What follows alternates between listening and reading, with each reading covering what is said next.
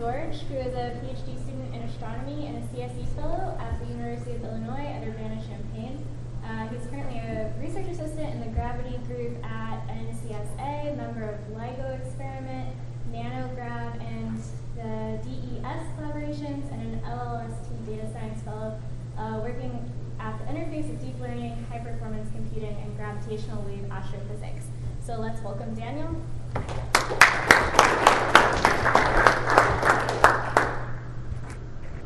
Okay then, good afternoon everyone. So I'll be talking about a bunch of deep learning techniques for doing gravitational wave analysis. So 100 years ago, Albert Einstein came up with this general theory of relativity. This showed that gravity is the curvature of space and time. So space-time can be thought of as a rubber sheet, and this can stretch and squeeze, and that can actually produce this force called gravity. So an implication of this theory was the existence of gravitational waves. So these are ripples in the fabric of space and time. As when really dense objects like neutron stars or black holes, when they collide, these create these ripples, and these ripples cause space to stretch and squeeze. So if a gravitational wave passes through you, you will be stretching and squeezing in perpendicular directions. So these signals are really weak, so it's really hard to detect them. But a couple of years ago, the LIGO, the Laser Interferometer Gravitational Wave Observatory, observed for the first time these gravitational wave signals from the merger of two black holes a billion light years away. So you can see this is the shape of a gravitational wave signal. It looks like a sinusoidal waveform with increasing amplitude and frequency. So now we have two gravitational wave detectors in the US, one in Hanford and one in Louisiana. And recently this year there's a third one in Italy called Virgo that's now active. And now that we have all these gravitational wave observatories, this is turning into a routinely, it's turning into an observatory that will routinely have these observations of exotic astrophysical events. So we have already detected many binary black hole mergers, and these are in a different parameter space. So based on X-ray studies, we observe black holes with much lower masses, and we have detected these really massive black holes, and this is like the first observation we have of these events. And then a month ago, 2 months ago, we announced for the first time the observation of two neutron stars merging. And this is much more interesting than black holes because these events, when matter merges, you actually detect light. So observers, like astronomy, every astronomer observed these events from gamma rays, X-rays, UV light, all the way up to radio waves. So this was like one of the most interesting events of this year. And this actually solved a lot of mysteries. We found out how all this gold and platinum is actually produced from these events. And the Nobel Prize in Physics in 2017 was awarded to Kip Thorne, Ray Weiss, and Barry Barish for leading the LIGO collaboration. And the award ceremony is actually going on today. So this is really exciting, but there are still a lot of challenges. You can see that these are some time series and the corresponding spectrograms of data from the LIGO detectors, and it's really hard to detect these weak signals. So gravitational wave signals are so weak that it's like 1,000 times smaller than the width of a proton. So can anybody tell me which one of these four waveforms contain a signal buried in the noise? So it's really hard. So this is the solution. You can actually see the first and the last one actually have a very weak signal. So it's not visible in the time series or the spectrogram. So how do you detect signals that are so weak? Well, you want to do a classification and then a regression process. So you want to detect a signal, which is classification, and then you want to predict the parameters of the source of the signal.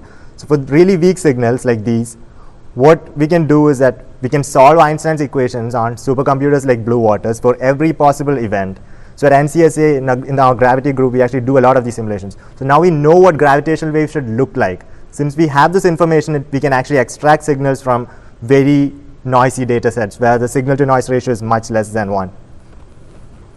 But even then, so you have a bunch of these templates that you get from simulations. So now you need to find these in the noisy data sets. So you can think of an analogy. You want to find cats and dogs, and you have a huge album of these cats and dog photos. So what LIGO currently does is a template matching technique called match filtering, where you compare every second of data with every one of these templates. And there's like 100,000 of these templates, so it's a very computationally intensive problem, and you cannot actually look for all possible signals because of the computational costs. So how do you solve this problem? Well, for image processing, people have found out that you can actually train a neural network and then teach it to look for these cats and dogs. And in a similar way, we are applying this to time series data. We take all these templates that people use for match filtering, and then we train a neural network once. And after this one-time training process, the data analysis can be carried out really fast. So you all know deep learning, so I can probably skip this slide.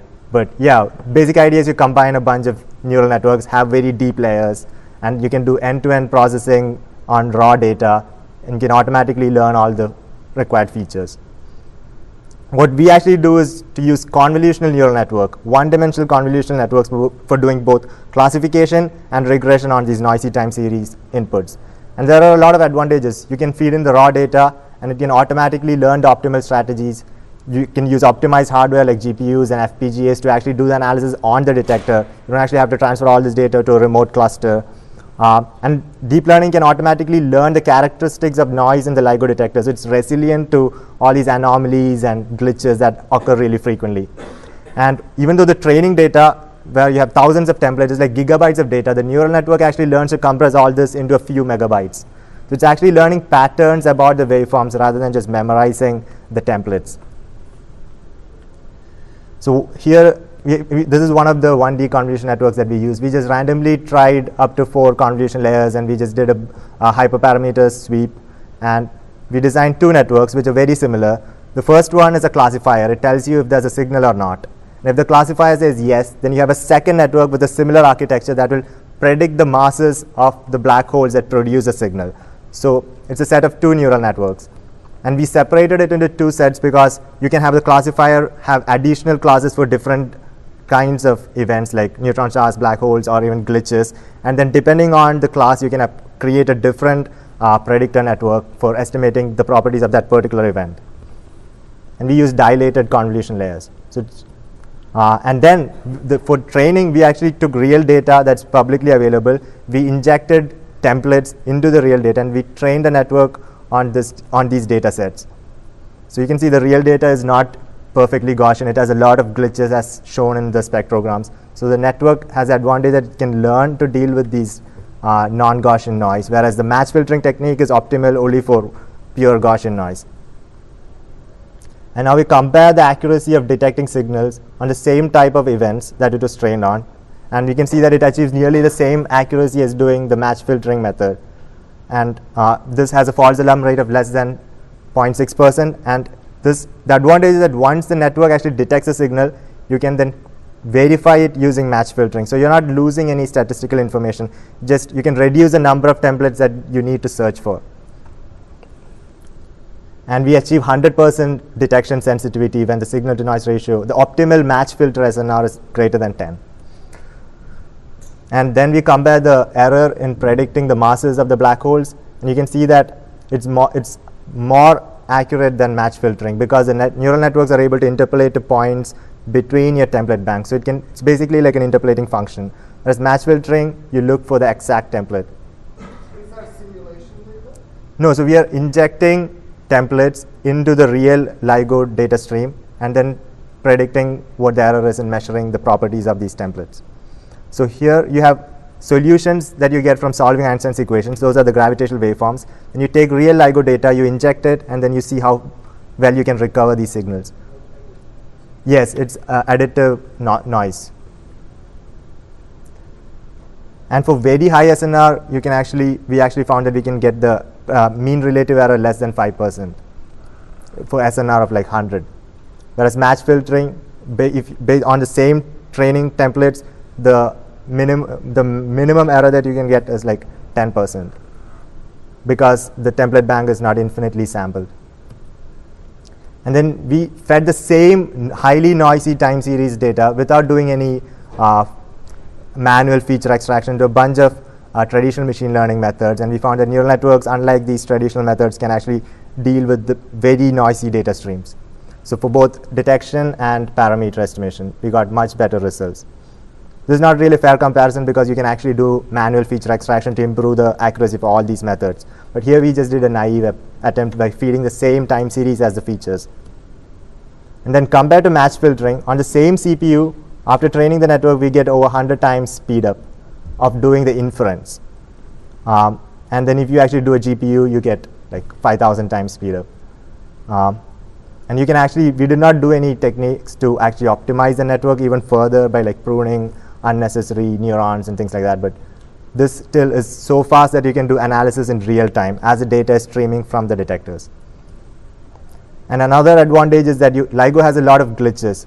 So sine Gaussian glitches is what's frequently observed in these LIGO detectors. Its sources are not known. So we tried injecting a bunch of these glitches which are not signals, and then we found that the neural network can still differentiate these glitches from signals. So the false alarm rate in the presence of glitches is less than 1%. Whereas if you do naive match filtering, then when the glitches have the same frequency as a template in your template bank, there's a high match filter output. So it thinks that it's a signal, whereas with the neural network, you can train it to distinguish things which are not signals. So this is an advantage of applying deep learning here. And another really interesting thing that we found was even when there's a glitch that happens in coincidence with a signal, the neural network was still able to detect it. So we trained it on some examples, and then we found that we recovered 80% of signals injected during a new glitch from our test set. Whereas with match filtering, it's not possible to distinguish a signal when it occurs at the same time as a glitch. So for the recent discovery of neutron stars, there was actually a glitch at the same time as a signal in one of the detectors, and the automatic pipeline missed this. And a grad student actually looked at this spectrogram and found that there was actually a signal behind this glitch. So with this deep learning approach, we can automatically do these detections. So here we actually have a demo that we showed at the supercomputing conference 2 weeks ago. We did this with NVIDIA. So you can actually see what each layer of the neural network is doing. So you're sliding the network through the data, and this is a simulation of what the event should look like. And this is real data from the LIGO detector around the first gravitational wave event. You can see that the first convolution layer is actually acting like a denoising filter. There's nothing output in the second layer unless there's actually a signal. So now there's some activity happening in all the layers, and now it says that the gravitational wave is detected and these are the masses.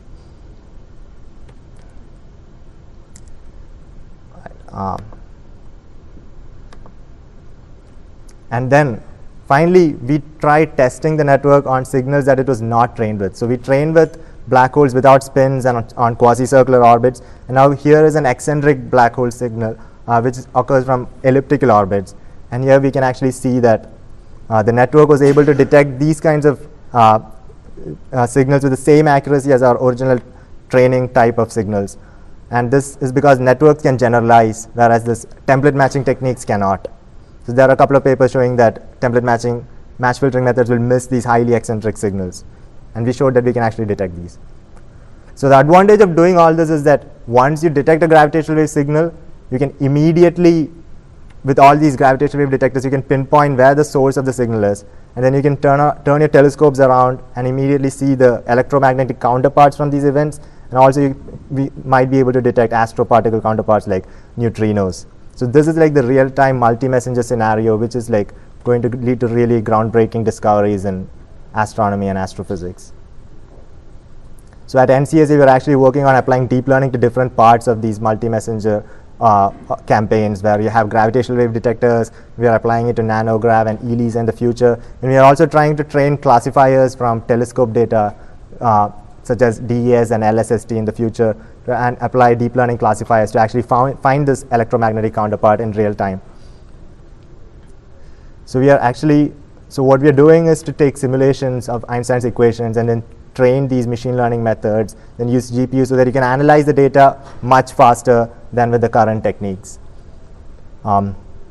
So let's see, since I think it's time is up, so any questions?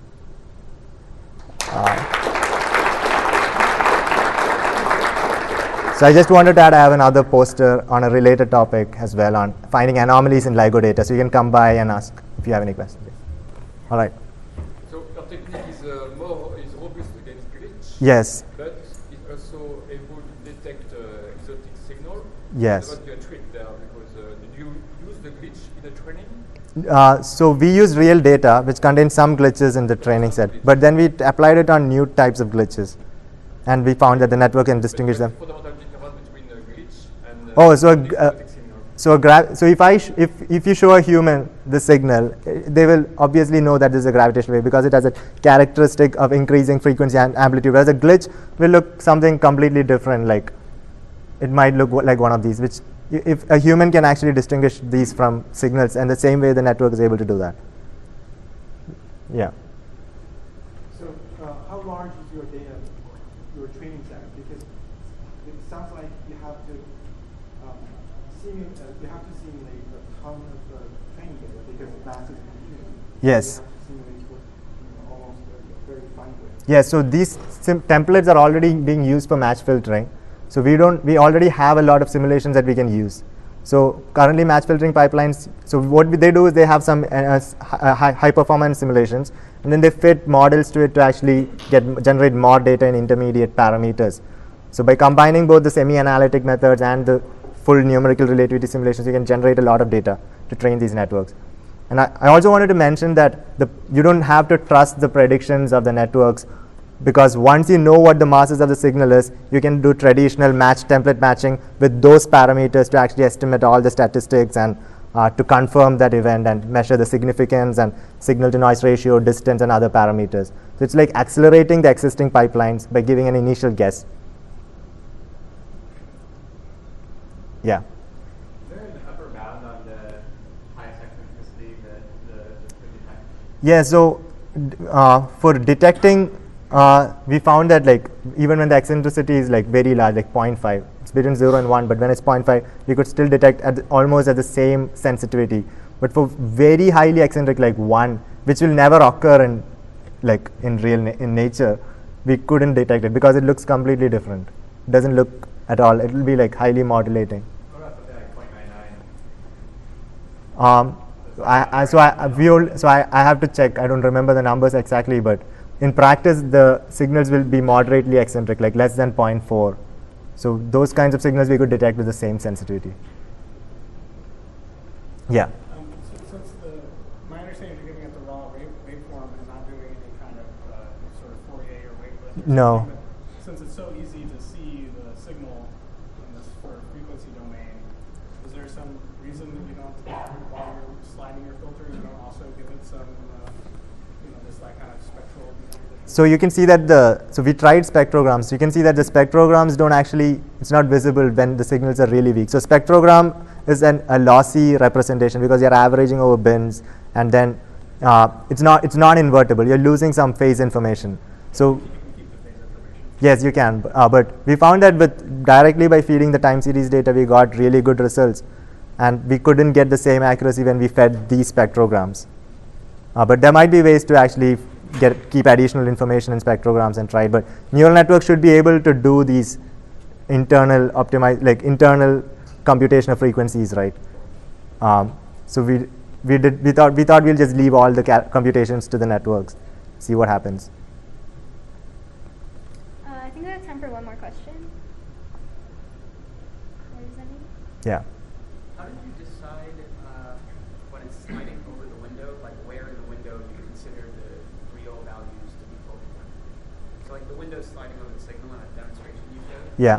And it's outputting values as it slides through the Yeah. You decide like this is the point at which I realized that these values were the real one, not when I was earlier in the window, when the window was earlier or later. So in the demo that I showed, you can actually see that there are two networks. So one of the networks is actually telling you that there is a signal.